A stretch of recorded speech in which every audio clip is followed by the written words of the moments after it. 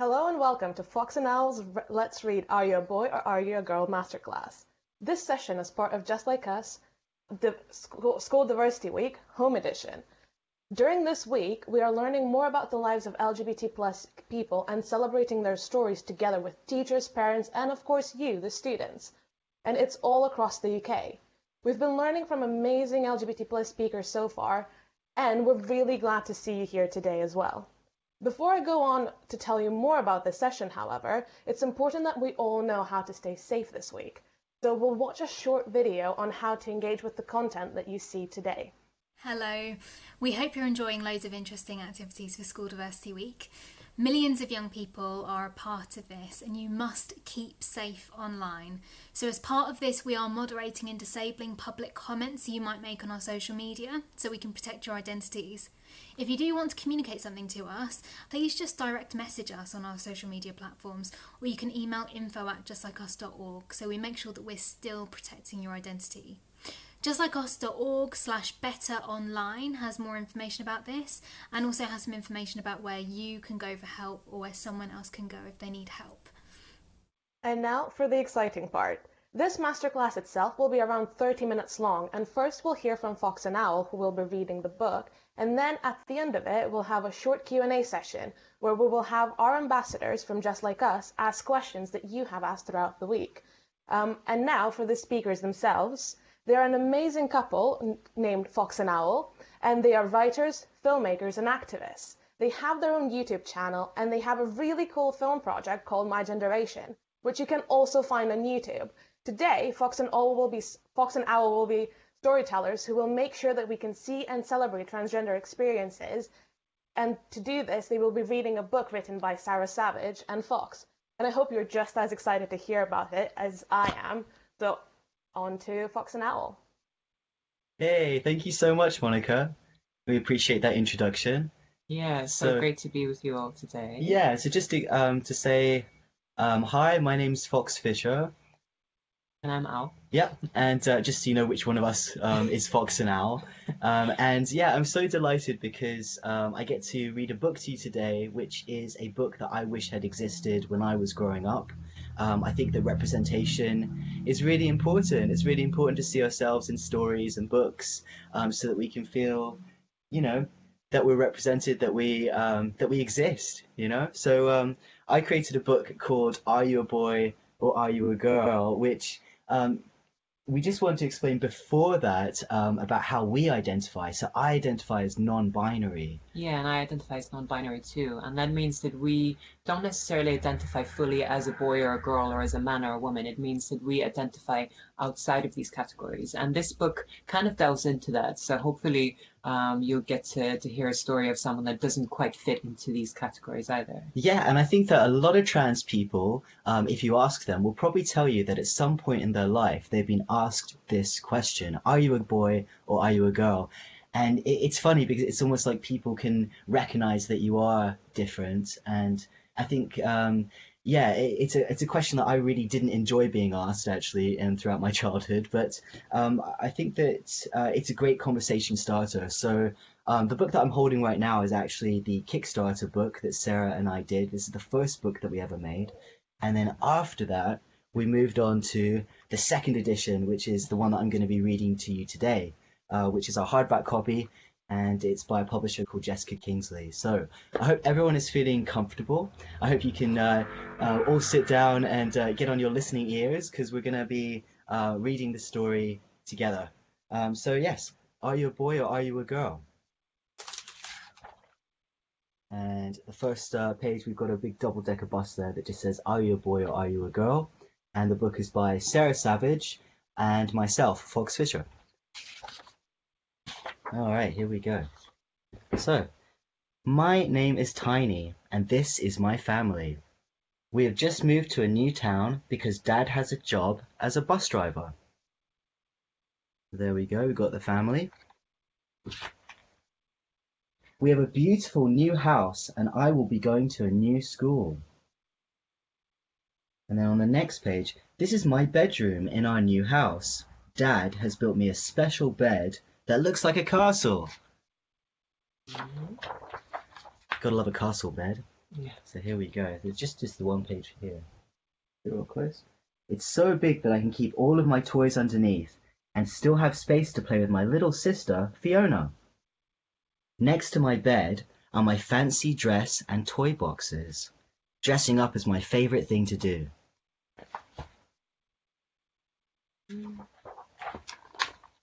Just one page at a time. Fiona and I love to pretend that we are animals or doctors or even host our own talent show. Tiny asks Fiona, "Are you a boy? Are you a girl today?" Tiny doesn't answer. Mum lets us dress up whenever we want.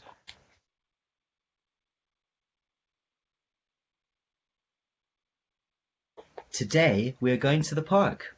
My sister is a cowboy and I am dressed as a butterfly.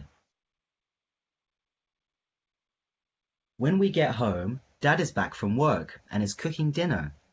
We are having spaghetti, my favorite.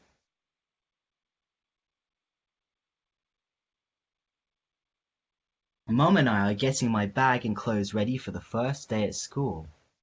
I hope I make some friends. Super Tiny, look, I've washed your favorite top for school tomorrow, Mum says. Good old Mum.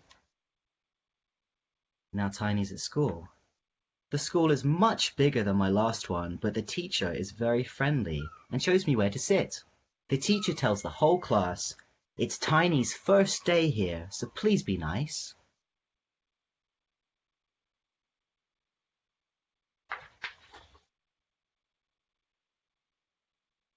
A boy shouts, "Tiny? What a silly name! I can't tell if it's a girl or a boy."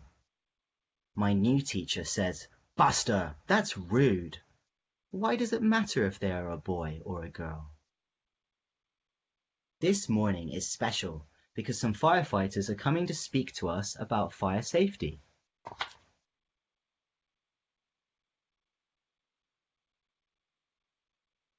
Girls can't be firefighters, Mia says.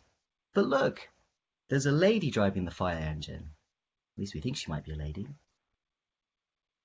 Later on, we play football, my favorite.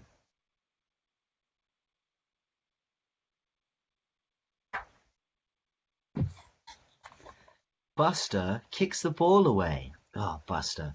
And says girls can't play football. It's for boys only. Mia says, "I don't think it matters who plays, Buster, as long as we're all having fun." Back in class, I draw a picture of Mia and Charlie for the school art show.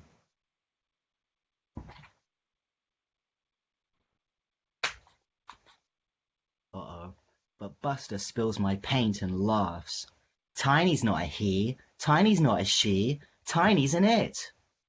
Oh, my teacher says, "Buster, don't be a bully." Now what does it matter if Tiny is a girl or a boy?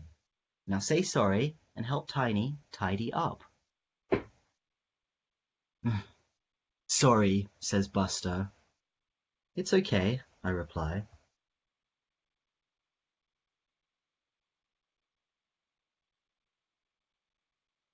Tiny says, "What does it mean to be a girl or a boy? I like eating cakes, playing football, dressing up, and watching the stars." "Oh, me too," says Buster. After school, Charlie and Mia come over and play with me and my new neighbor, Alfie. This is Alfie right there.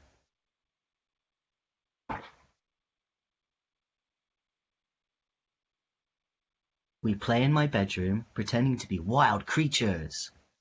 Charlie is a crocodile, Mia is a tiger, Alfie is a fish, and I am an owl. As we're tidying up to get ready for dinner, Alfie asks me, "Tiny, are you a boy or are you a girl?" And Tiny says, "I am me." The end. And that's the end of that story for now. So I hope you enjoyed that book. Are You a Boy or Are You a Girl? It's a very gentle, gender non-conforming book. Mm-hmm. Yeah, and I guess the message is that it doesn't really matter if someone is a boy or a girl. It's more about who they are as a person. Exactly. Yeah. And so there's a few questions in the back of the book as well. But we know the ambassadors also have some questions that you've asked. That's So right. yeah, we're ready to go to them if that's. Absolutely. Yeah. If people want to ask any specific questions, that'd be great. Um, how is your primary school experience, and what would you have changed in regards to your sort of gender experience?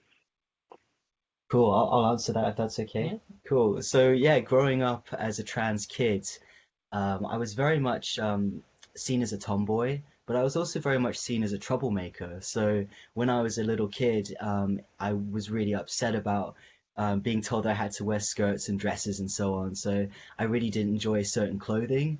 And I'd never want to put people through what I had to go through as a kid because, all I wanted was to be just seen as a little masculine boy person and be allowed to just express myself how I wanted. But that wasn't really the case. I think pre the wrong puberty, before I was 11 years old or so, when I would be out and about, I think people would also often assume that I was a boy, which made me quite happy actually. And then we'd end up playing together, and eventually they'd say, "Oh, what's your name?" And I would give them my very feminine name, and they'd go, "Oh, I thought you were a boy." So that was always very interesting, and I would my sister would cut my hair incredibly short. I've got a sister 2 years older, and I would let her cut my hair very wonky, very short. So that probably helped me to kind of be seen as more like a boy. So yeah, it was. I think pre-puberty things were pretty good for me in a way because I was able to get by and be seen as something other than a girl sometimes. But I think that it would have been so much better if there would have been more understanding about who I was and the fact that I wasn't a troublemaker. I wasn't causing trouble. I actually just wanted to be myself. So yeah. Yeah. Yeah, I guess it was similar for me. I mean, I grew up in a very, very rural town back in Iceland, and there was only about 100 students in the school. So I remember my primary school experience being quite close, and I had a really small class of people, and we were together all the time. And I was always seen as a sort of effeminate boy in the class, and everybody just knew that that was who I was. And I didn't thankfully experience a lot of bullying for it because we all kind of knew each other and we just all knew that we were the way we were. But I do remember these experiences of people being like, why are you being like a girl? And like, why aren't you just one of the boys? But at the same time, I was also a bit of a tomboy. So I did like doing all the tumble things and playing football and doing all the boy things. So I think people were just generally a bit confused by me. And I was confused myself because I thought, that I was different and there was something that I was doing wrong. And I think if, there was something that I would like to change is that people would have just been allowed to express themselves however they want, and it wouldn't have been an issue. And maybe, seeing trans people or LGBT people in school or seeing a video or reading a book with a character would have completely changed my outlook, I think. Hi, Monica. First of all, I wanted to thank you for reading the book because it was amazing. Loved the illustrations, and I know that I would have loved having something like that when I was growing up. Because I Thank come you. from a really tiny country as well, Lithuania. So we didn't have any representation. So thank you for doing what you do, because that allows me to understand the LGBT plus and trans community better as well. And I Thank you. think Siraj has a really good question for you guys about the story itself. Hi, Suraj. Hi guys, thank you so much for reading that. That was beautiful. Um, Thanks. my question was, what made you want to write that story? I think you probably touched on it a bit already. Thank you. Yeah, thanks for your question. Yeah, absolutely. I mean, the reason we made that book, I made the book with Sarah Savage, who we were on a documentary about 9 years ago, and when we took part in this documentary series on Channel 4, we realized we were just coming out to a world that really didn't understand trans issues at all. And then we thought, gosh, well, it's such a teachable moment when somebody comes up to you and says, "Are you a girl or are you a boy?"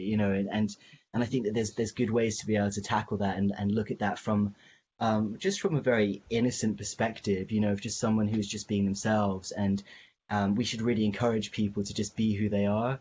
So, just to be able to have a book like that, I just, it's really purely selfish reasons as well. Like, I just wish that that book had existed. So now it does, and I want people in this, the younger generation just to feel better about themselves, and to be able to recognize who they are and be nurtured and supported from an early age rather than restricted and have to go through this whole journey of trying to find themselves. It doesn't really need to be like that. And part of that is representation. It has to be, in animation and in books like this as well.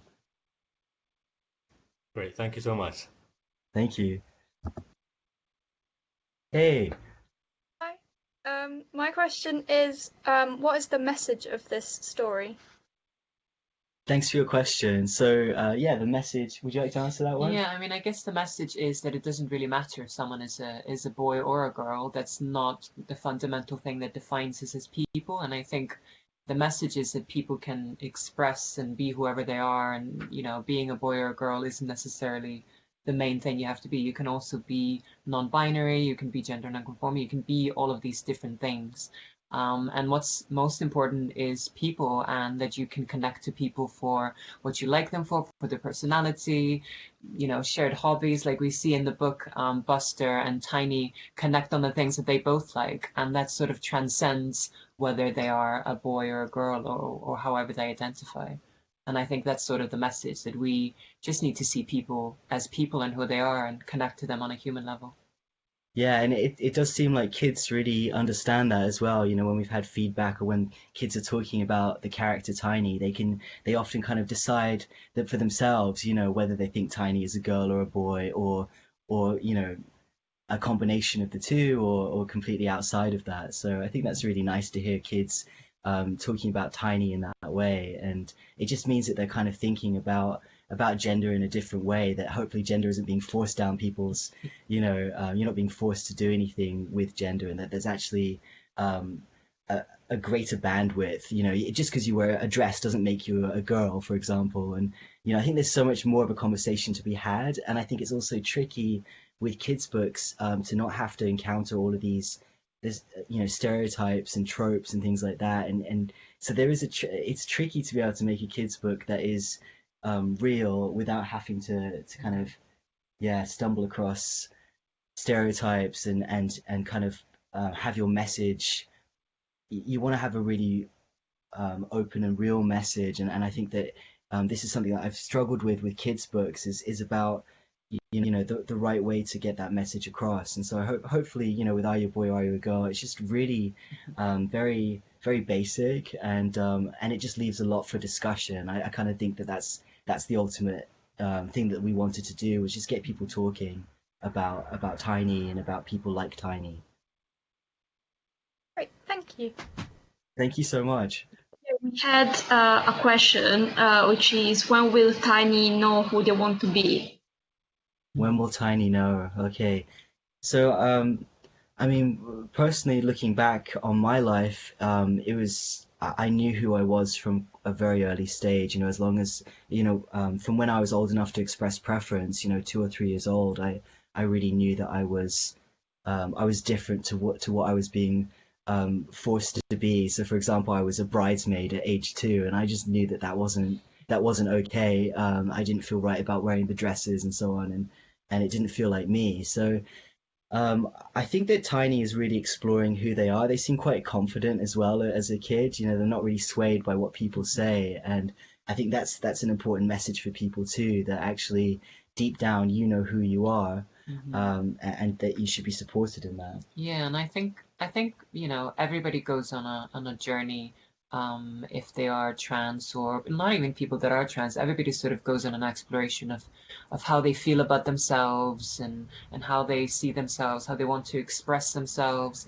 And I think Tiny is just on a journey, and it's hard to say when exactly, because there isn't a right or a wrong time to realize who you are, come to terms with how you want to express yourself. So I think it's always individual, and and I think Tiny will get there eventually. And I think Tiny kind of is there. They're kind of in the space of not really caring about it, and that's a space too, I think. Yeah, it's almost like they're waiting for everyone else to catch up with who they are. I think it's really nice that you're starting the conversation and allowing kids to start the conversation with themselves and their friends. And Georgie has a really good question as well for you guys. Thank you. Hey, Georgie. Hi, Sam. Yeah, thank you so much for the reading. I was just saying that I think what I love most about the book is that you make something that can seem really complicated and scary just seem really simple and really beautiful, and I think it's really gentle. My question is, what have other people said about Tiny's story when they've read it? Thank you for your question, Georgie. It's a really good question. And that's the most important thing, I think, feedback from other people. I've just been so impressed since this book has come out because it's really, I mean, the proof of the pudding is when I get sent pictures of Tiny that kids have made, and that just always melts my heart. It's so lovely to see, like, not fan art, but just like art about Tiny. Some kids at a primary school actually made a play about the book, which was just like so impressive.